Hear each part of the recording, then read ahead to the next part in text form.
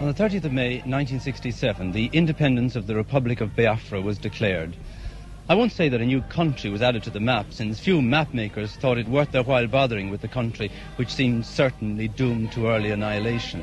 But today, the Republic of Biafra still survives, despite the loss of 5/6 of their territory, the loss of all their big towns, despite 18 months of continuous warfare, despite the death of hundreds of thousands, perhaps millions of their fellow citizens. The people of Biafra are still independent.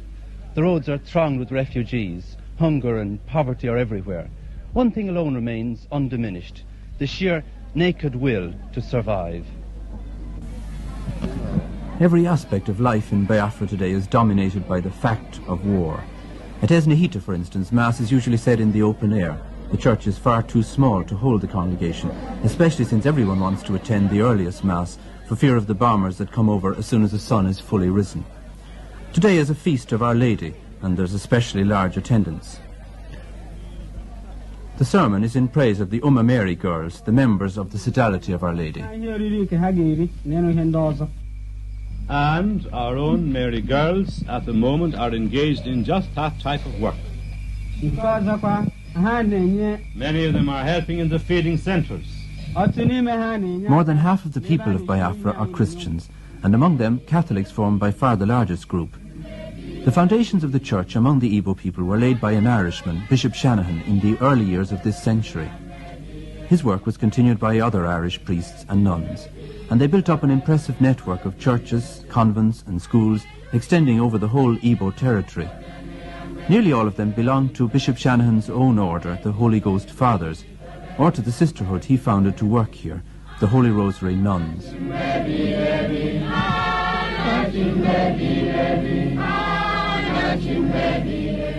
The outbreak of the war brought many problems for the missionaries. As the federal Nigerian troops advanced, the Igbo people fled in front of them, and the priests and nuns who had worked with the Igbos moved with them. Some of these displaced missionaries have since returned home, but enough have remained to ensure that all the missions and convents in Biafran-held territory are fully staffed. The emphasis of their work has changed greatly, however, and with all their schools and colleges closed, they find that most of their time is spent in bringing relief to the sick and hungry among their people.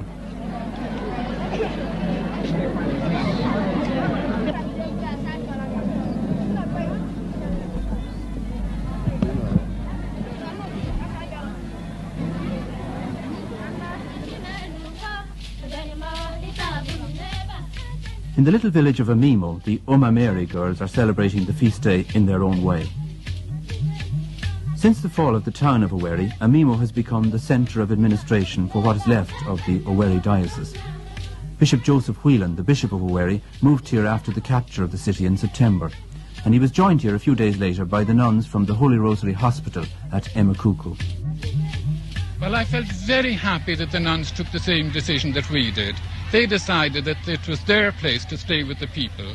And even when they evacuated Emekuku Hospital, which was their first foundation in Owerri, and we called it the mother of all the churches, when they evacuated their big hospital, they came down here to Amimo, and 6 have actually remained on, 2 of whom are sister doctors.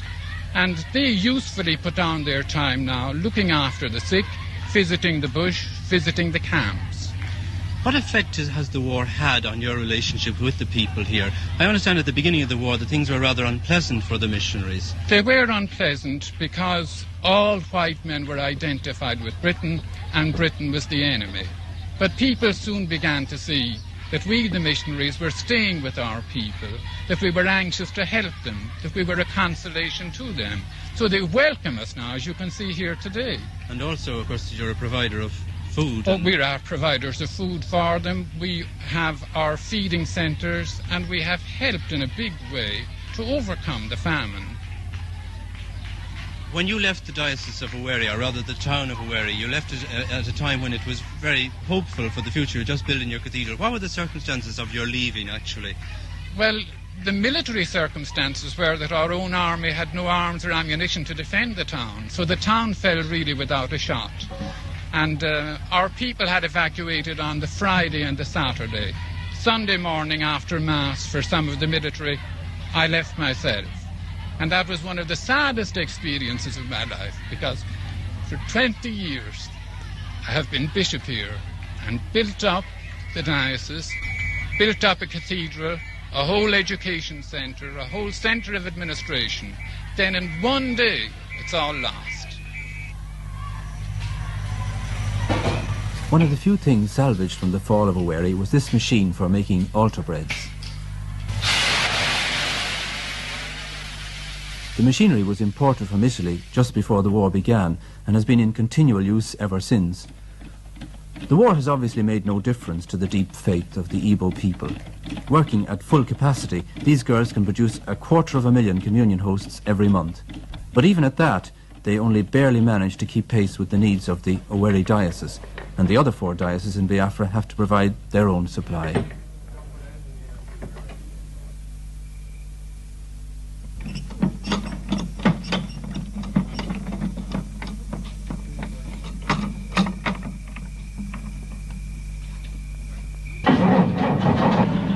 The nuns from Emekuku Hospital are now living in a small house at Emimo that was once a teacher's residence. From here, the sister doctors set out each day to visit the refugee camps in the neighbourhood. In the last year, the population of Emimo has jumped from 12,000 to more than double that number, as the refugees have continued to flood into the district. The sisters, who are refugees themselves, can sympathise with their plight. Do you remember much of the journey? Was there tremendous congestion on the road? Well, for 2 days before we left Emekuku, the refugees were on the road day and night.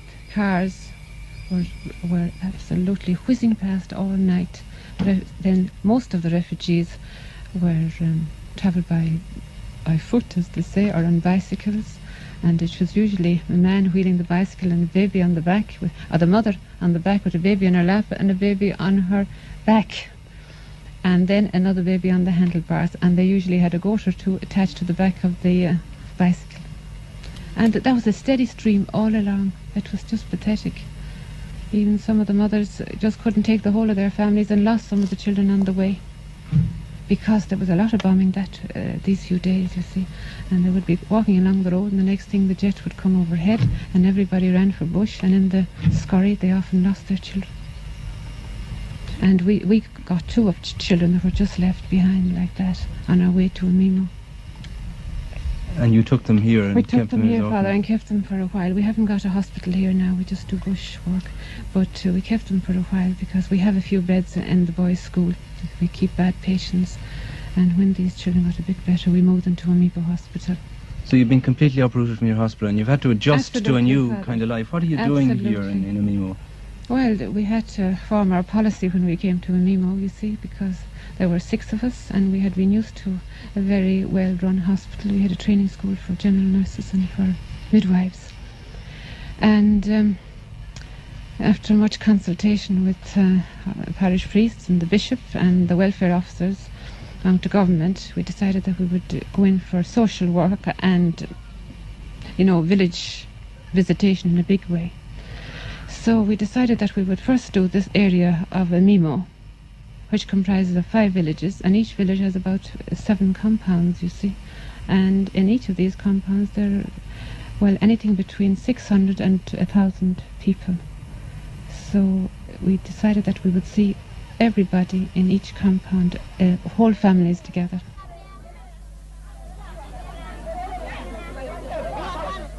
The refugee camp at Ugiri is only about 4 miles from Emimo, but this is the first time that they've had a visit from a doctor. Understandably, it's not too easy to keep them in an orderly line as they await their turn to be examined. These 2 have worms. These 2 diarrhea. These 2 cough. This one has cough and diarrhea also. This one, the skin is... It may take several days, but Sister Doctor intends to examine every man, woman and child in the camp, taking them in family groups. No. She's not feeding. No, but we'll arrange for her to feed at the centre.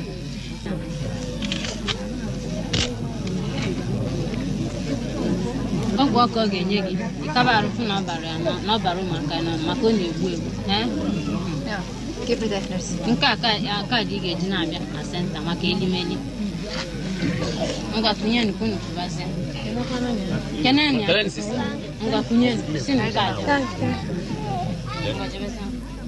There are nearly 1,000 refugees in the camp, and there's hardly one that's not in need of medical attention. The disease of kwashiorkor, which is caused by lack of protein food, is widespread, especially among the children.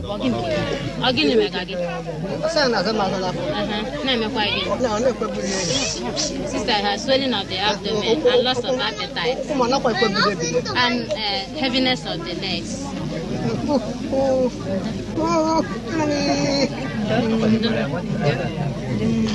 Where's his family?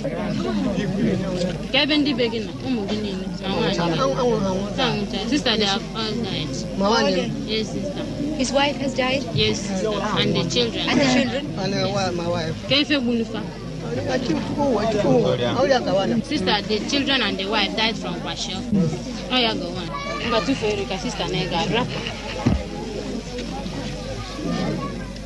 This man is the sole survivor of his family.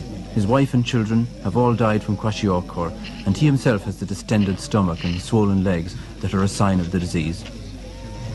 Medicine by itself is of no use to him.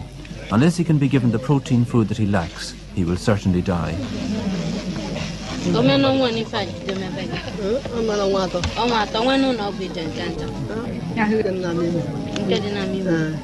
So come to see us, nurse, at the centre.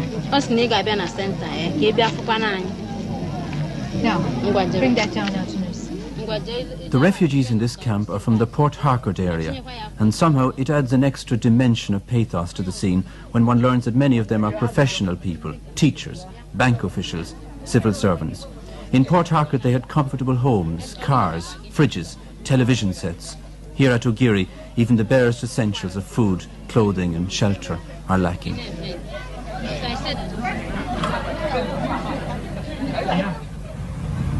At the Holy Rosary Hospital in Ihala, the roofs of the buildings are covered with palm leaves in a not very successful attempt to hide them from passing bombers. But at least the buildings are still standing and the hospital still functions. All day long, the lorries roll up to the hospital entrance filled with new patients, wounded soldiers from the battlefield and civilian victims of the bombing and shelling. There are no ambulances and the wounded are laid on the bare floorboards. To save precious petrol, the lorry waits until it's full before making the journey to the hospital. The long delay and the journey over rough bush roads does nothing to improve the condition of the wounded. The doctors, who are all Biafrans, work wonders under impossible conditions. There's a shortage of food, medicine and equipment. The lights in the operating theatre fade up and down when the generator runs short of fuel, and the surgical instruments are sterilised in a pot over an open fire. Yet on one night recently, 120 operations were performed in the hospital, many of them involving amputations of limbs and other major surgery.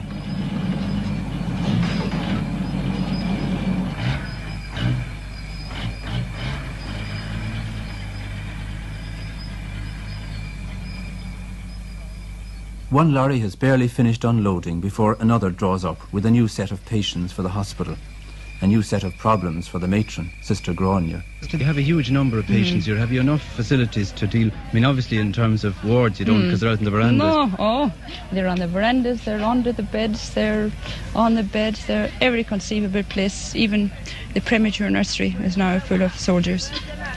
Every place. What sort of problems does this cause from the nursing point of view? Well, it's very difficult. If you have overcrowding, it's very difficult to nurse the patients properly. I mean, for instance, doing dressings on patients under beds is very difficult. And I mean, if you have many of those, the nurses' backs are ready to break by the time they come to the end of them.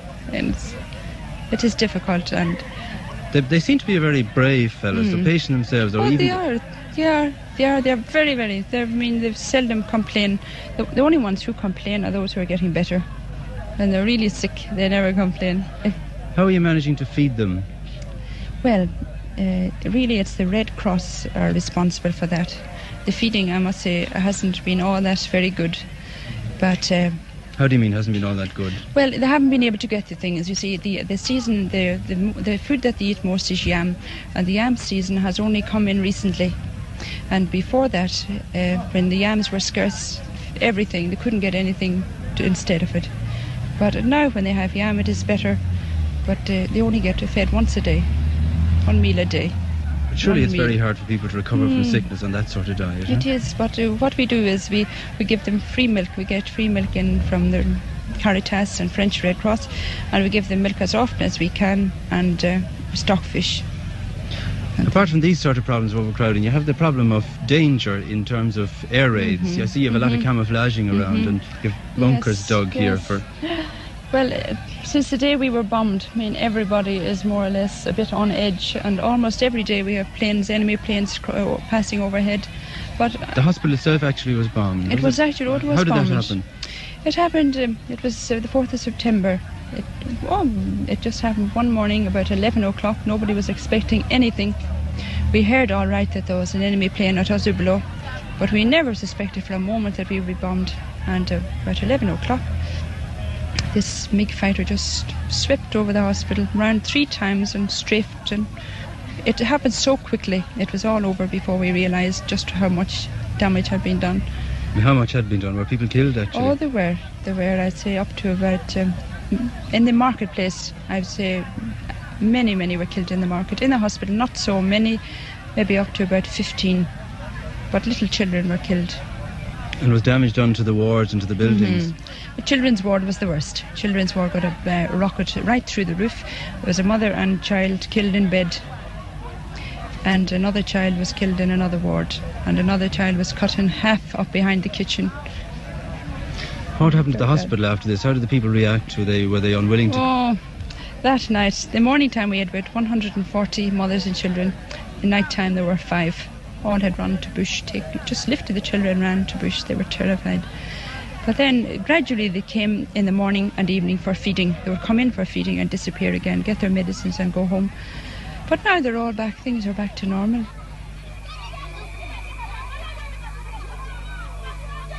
Day after day in Biafra, the unending search for food goes on. The village restaurants still display their grandiose names to the passers-by, but their prices have soared, and their menus have shrunk almost to vanishing point. There's nothing to drink except palm wine, nothing to eat except some fruit and vegetables, and even to buy these you need a very well-filled purse.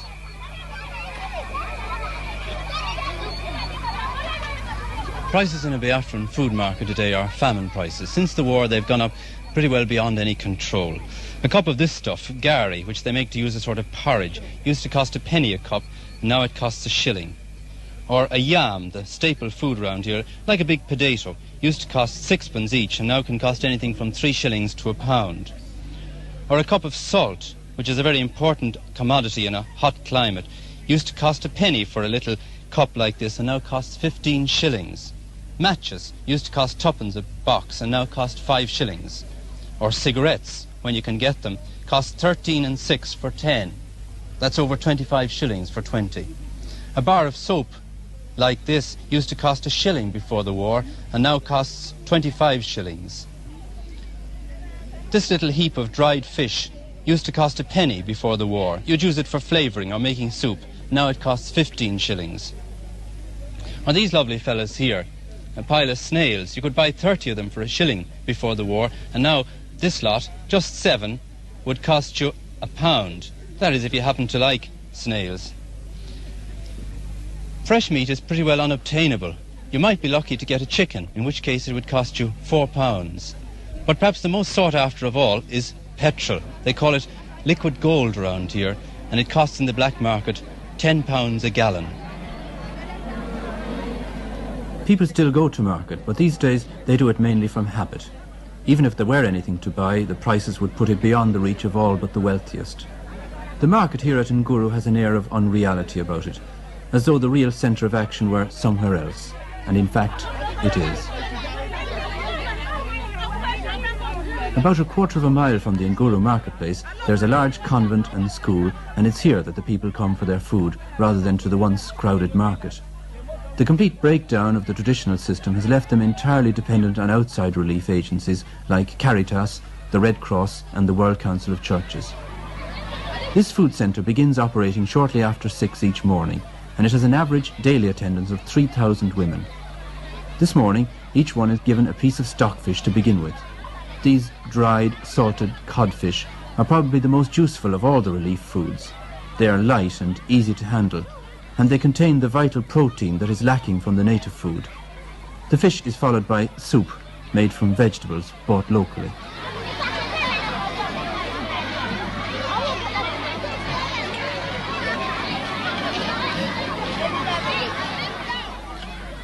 Since the Nguru Feeding Centre is administered by nuns, most of their supplies come from Caritas, the Vatican relief agency. Every night, Caritas planes break the economic blockade and fly in food, medicine and money to the airstrip at Uli. The stockfish comes in Caritas planes, and so do the vitamin tablets distributed by Sister Conrad. For the women of Nguru, the Caritas planes are quite simply a matter of life and death. Just across the road from the Women's Centre, the sisters run another food centre for children and old people. The children begin to gather here while it's still dark, and by sunrise there are up to 4,000 of them. Their little bowls and basins ready to receive their one meal of the day. Today they're getting gari, a native food made from cassava roots, and powdered milk from Ireland.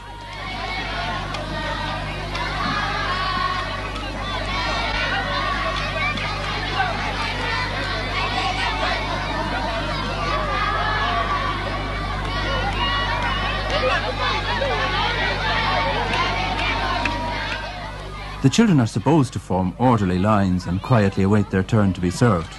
But children are the same all over the world, and Mother Columba and her helpers are soon engulfed in a sea of bobbing brown heads. Order is not restored until it's been made quite clear to all concerned that the last scrap of gari has been scraped from the last bucket, and that there is simply no more to be had. By 9 o'clock, the children are leaving the compound, and on the road outside they meet the last of the women returning from the other feeding centre.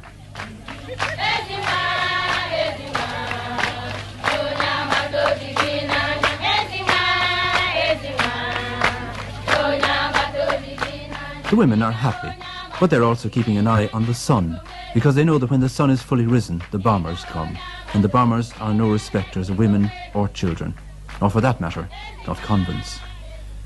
A recent air raid on the convent compound, just after the people had left, wrecked the children's clinic, killing a number of children and their nurse. Had finished the feeding. I was over in the college. I didn't know where the plane was going to discharge its load, but I did hear the explosion. I looked up and I heard the explosion. The convent was still there, but then towards the school there was a cloud of smoke rising up to the sky.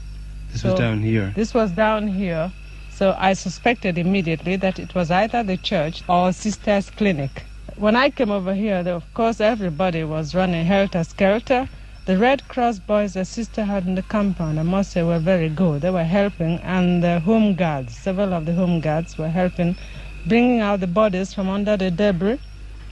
Many of them, including the staff nurse, who died later on in the day, was buried under the rubble. So they dragged out 3 bodies of children, and then several others were dug up, including an infant for about 6 months who was dug up from under the rubble. But the child survived, thank God. We thought it would die, but it did not. There is a great deal of hatred towards the Federal Army. They're called the Vandals. How do you as a sister feel towards them?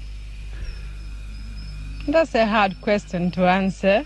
As a sister, well, I should not feel any hatred towards them. If I did, well, that will be just too bad.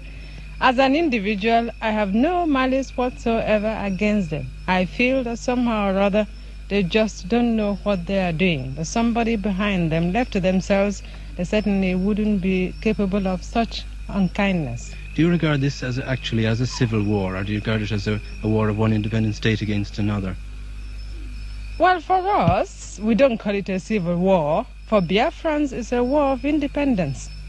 We are fighting for our rights. We want to be independent because we feel that living with the others, certainly we couldn't possibly live with them, together with them.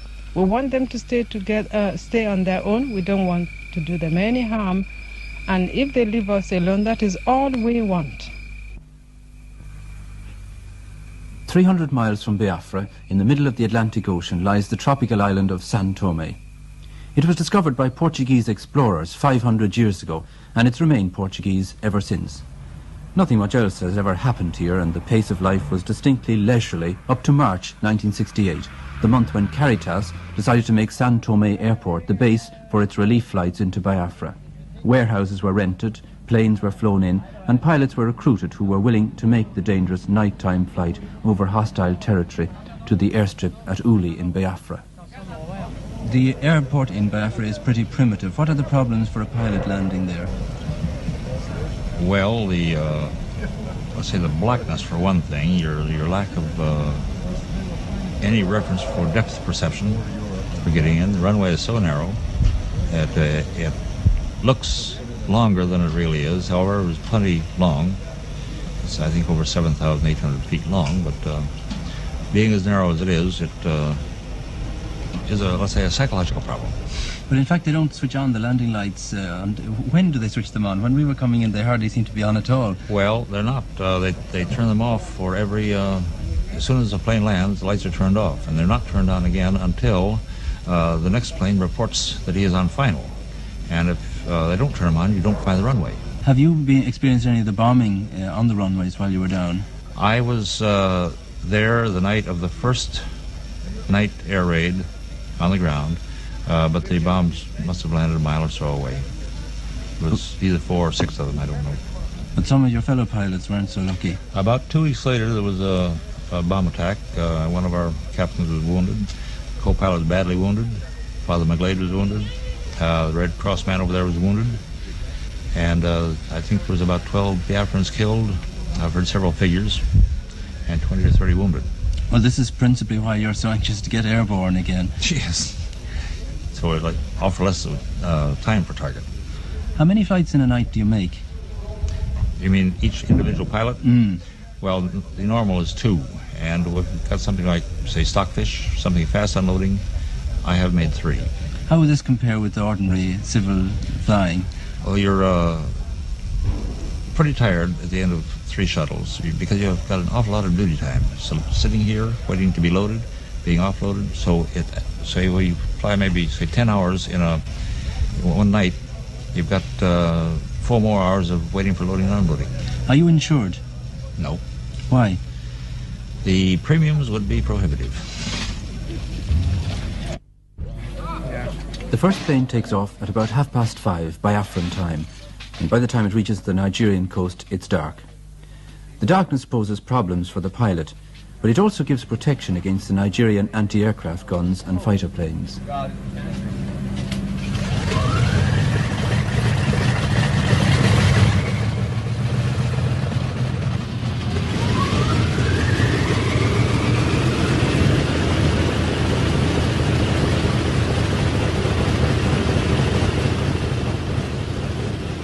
The Nigerian government has consistently tried to stop the relief airlift and has accused Caritas of flying in guns and ammunition.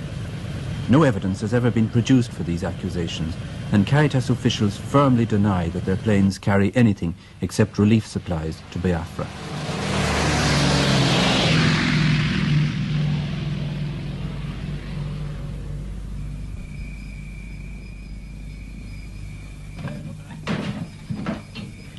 Inside Biafra, the supplies are transported to the Caritas Distributing Centre at Ihoma. A fleet of 26 heavy lorries are waiting here to bring them to the different camps and feeding centres.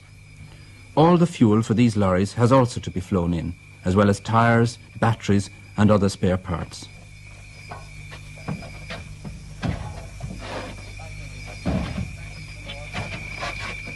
The distribution system is very efficient, mainly because in the missionaries it has a network of local agents who cover the whole country, who are familiar with the people and the conditions they live in, and who are able to direct the relief supplies with the minimum of delay to the places where they're most badly needed.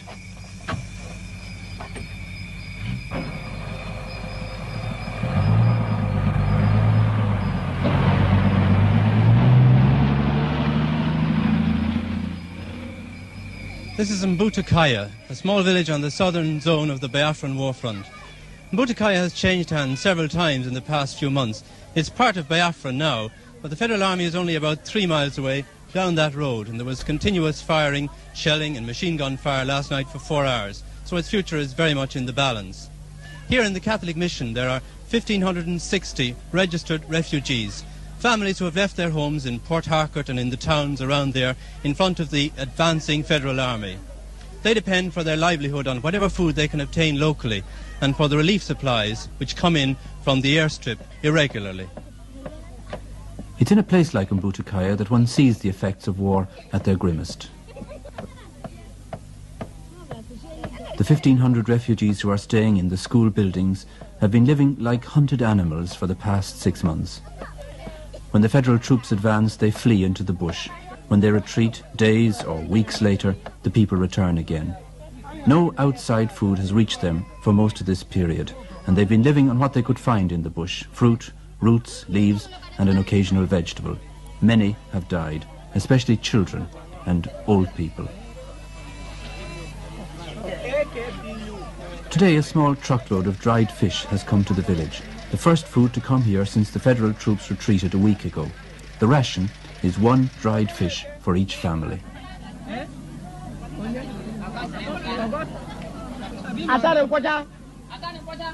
Father Mick Wallace is the priest in charge at Mbutukaya. When he came back to his house this time, he found it stripped completely bare. Even the water tank, pierced by bullets, was empty.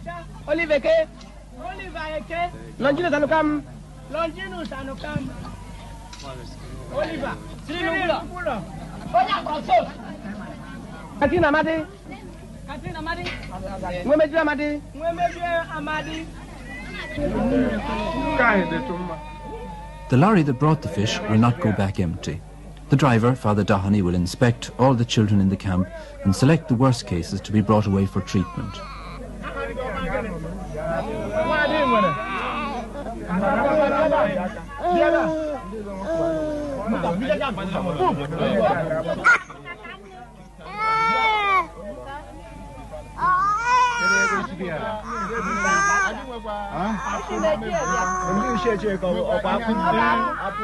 Father Doheny makes his selection. The names are written down, and the parents, if they can be found, are asked for their consent. The children will be loaded into the back of the truck and bounced along 20 miles of jungle tracks to the Kwashiorkor clinic.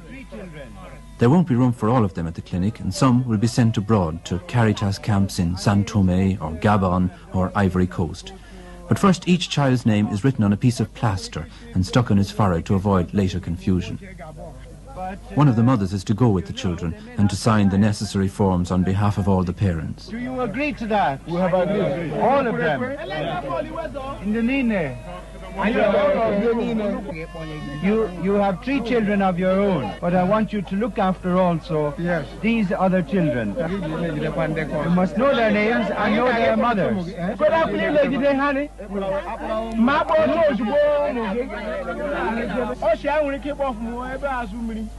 Father Wallace, you've been overrun here by the Federal Army. What's the likelihood of you're actually being cut off here? It's not likely. Why? No, because there are several roads that I can take into the interior of the country, like away from the front, so that I'm no danger really, as long as I have a car with some petrol in it.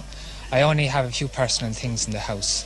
I have them, keep them in the suitcase all the time, so that if there is any danger, if the Federal Army should make a sudden burst in, I just put the things in the case, put them into the car, call the boy and away. Not even bother locking the door. Have you had deaths from starvation down here, malnutrition? Oh, plenty, especially of older women, died in the marketplace out there. And some even stayed there when the Federal Army were moving in. Old women, old men. I saw some of them there. I gave them a few pounds as I was passing out myself. I asked them if they were going to move. They said no, that they'd stay here. I don't know what happened to them. I know a lot of them died. But they're not around anymore? I don't see them now. You see, the people shift around so much, you can't exactly know where they are at any particular time. You lose contact very quick with anybody that you might know, that you might be trying to help. You'd see an old woman today, and tomorrow you would have something. You'd want to know where she was gone to. Nobody could find her.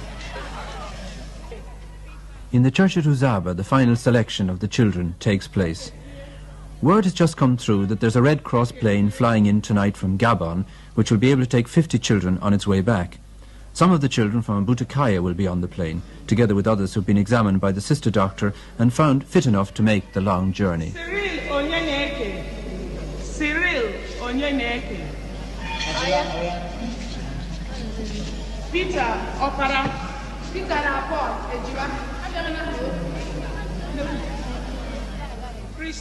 For each child going abroad, a long form has to be filled out in quadruplicate and signed by the parents or the parents' representative. If they can't write, their right thumbprint takes the place of a signature. What is her name? Bibiana Akota.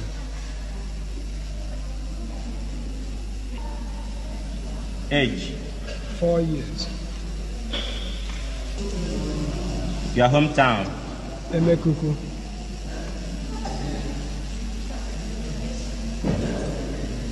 Village? According to the small print on the form, the parent agrees that his child be evacuated outside Biafra for treatment and care, be medically operated on if necessary, and be buried abroad in the event of death. Akota. Divinus Akuta? Akota, yes. Can you sign? Yes.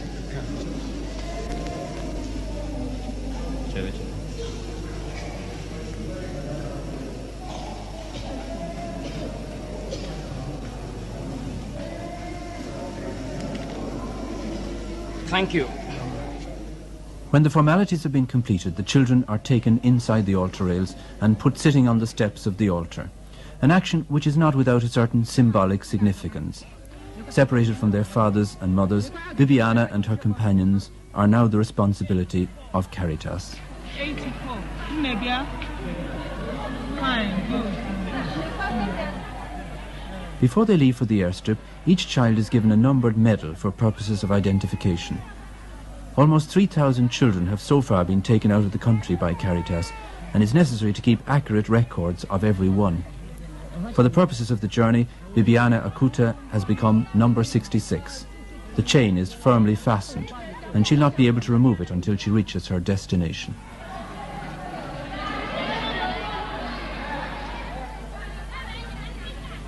The children will travel to the airstrip in 2 small pickups, 25 in each. Many of them have legs so badly swollen that they have to be lifted into the van. But these children are the lucky ones. For them, the future holds some hope. For those who stay behind, hope is something that grows dimmer every day. In a few more weeks, the local yams and cassavas will all have been eaten, and the next harvest will be 6 months away. The supplies brought in by the relief planes will no longer be a supplement to the native food. They will be all the food there is. When that day comes, it will bring starvation more widespread and terrible than anything that has gone before.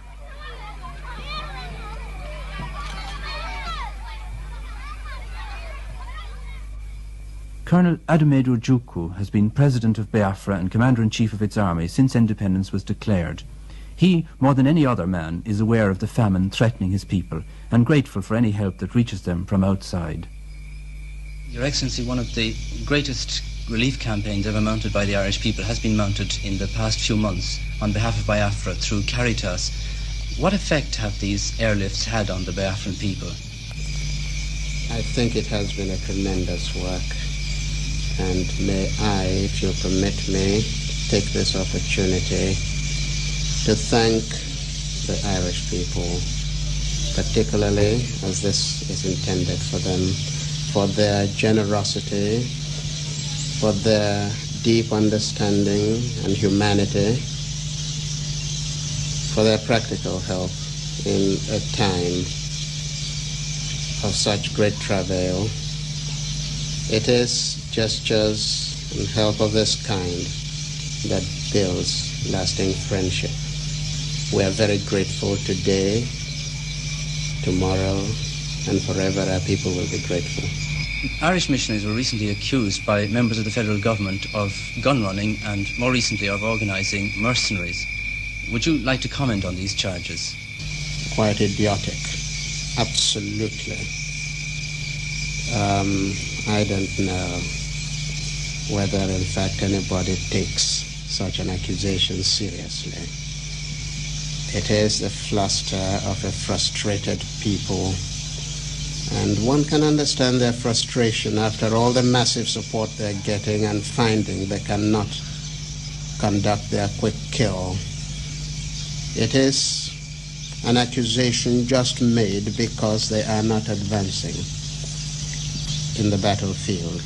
No reverend father, no missionary serves in Biafra as a mercenary or organizing one, or indeed doing anything directly to aid our war effort. All the Irish missionaries have done, and indeed the missionaries on this side have done, is their Christian duty of bringing hope, of bringing solicitude, of bringing relief to the afflicted people. That's all. Since the War of Independence began, most of the Irish missionaries have in fact remained here in Biafra. How do you feel about this? To me it's natural. A missionary comes in. It's like a wedding, for better or for worse. Right now it's worse. They stay with us. I never thought for one moment that they would leave, and I am happy that they have not left. Our entire people are happy.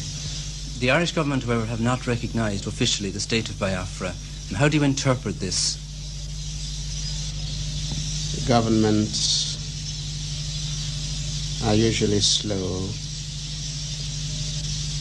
in matters such as this. I interpret the reticence of the Irish government as arising from a lack of conviction that a recognition of Biafra at this stage is to her own interest. The people of Ireland have demonstrated their own feeling in this matter, but governments are always slow. I think that it's a good start that the people are understanding. This understanding by the people, I hope, soon will be transmitted to their accredited representatives and the government. We would very much, of course, like to see a more positive action, diplomatically and politically, from the Irish government. Your Excellency, it's now over 18 months since this war began. Do you have any regrets now about the secession of Biafra? Give me 1,000 opportunities again, I will do precisely what I have done. You have only to look at my people, go out to the streets and look at them and see exactly what they feel about the situation. I am today in a happy position of knowing that I have acted absolutely throughout according to the wishes of my people. No, I have no regrets.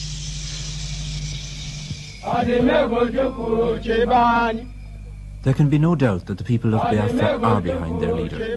Soldiers sing the name of Ojukwu as they march along. They may not be winning the war against Nigeria, but at least they're no longer losing it.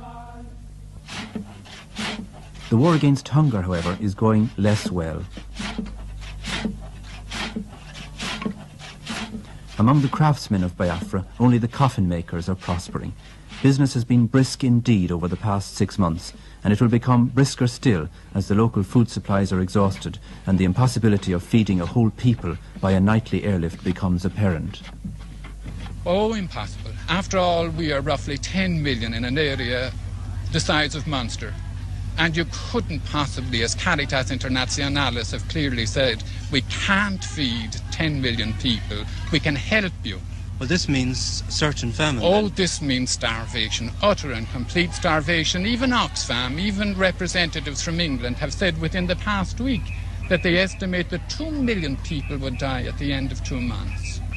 And that's not over-exaggerated. As a matter of fact, I insist again, and I've written it several times, you couldn't over-exaggerate the hunger problem. You couldn't. Well, can you see no solution then to this at all? The only solution is the one that we have proposed all the time, and that is a ceasefire. After all, there are ports at Port Harcourt, there are ports in Calabar. If shiploads could be brought in, then you could feed the people, but you will never feed them by a nightly airlift. On the island of San Tome, the warehouses are busy from morning to night. The airlift, pioneered by Caritas, has attracted help from many quarters. The World Council of Churches now bears the cost of every second night, and the two organisations work in close cooperation, using the same pilots and planes. Supplies come from many sources, with the Catholic Relief Services of America taking the place of honour. Ireland's Joint Biafra Famine Appeal, England's Oxfam, Germany's Miserior are other organisations that have contributed generously. The International Red Cross have mounted a similar airlift from the island of Fernando Po. Biafra's desperate struggle against starvation seems to have touched the hearts and consciences of the whole world.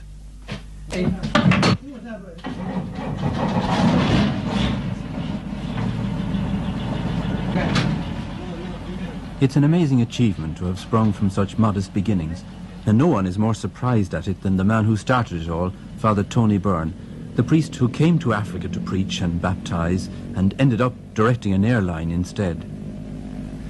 Father Tony Byrne, last March you organised the airlifting of 60 tonnes of food from Lisbon to Sao Tome, and this seems to be the beginning of the airlifting of food. Yes, actually this was the beginning. I came here last March to start the operation.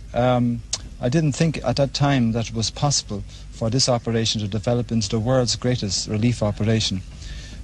We had 60 tonnes come down here by boat, and later on we transported to Biafra. We thought then this was a wonderful achievement. But looking back on it now, since last March we have airlifted 850 tonnes of, 850 airlifts with about 10.5 tonnes on each plane. This business of the church actually buying planes, if you could charter planes, then why did you actually buy them? Well, you see, at that time, no company would come into this operation. They considered it as an extremely dangerous operation, so it is. But they were not at all interested. We had to buy planes in order to prove to these companies that it was worthwhile coming into this operation. Transair Sweden, Transavia, Fred Olsen and all the other companies, some of the planes you see here, these have come into the operation after we had bought the planes. You mean simply financially worthwhile? Yes, financially worthwhile, and also, you know, then some people thought that Biafra was only it would only last a very short time, and therefore it wasn't worthwhile bringing planes down here. But in fact, it has been worthwhile for these people. How much does it cost to keep the planes running, actually? I mean, to have your own planes at $75,000 each was quite a purchase, yes. But to keep them running... Well, to charter one plane from here to Biafra cost me $2,900. And we have, as I say, chartered 850 so far, so the operation is extremely costly. But I think it's money well spent, because life is sacred. And we are serving not the government or the army, we are serving the ordinary civilian population, the women and the children who are starving and who are depending on our food. We believe that these children have a right to live. They have committed no crime.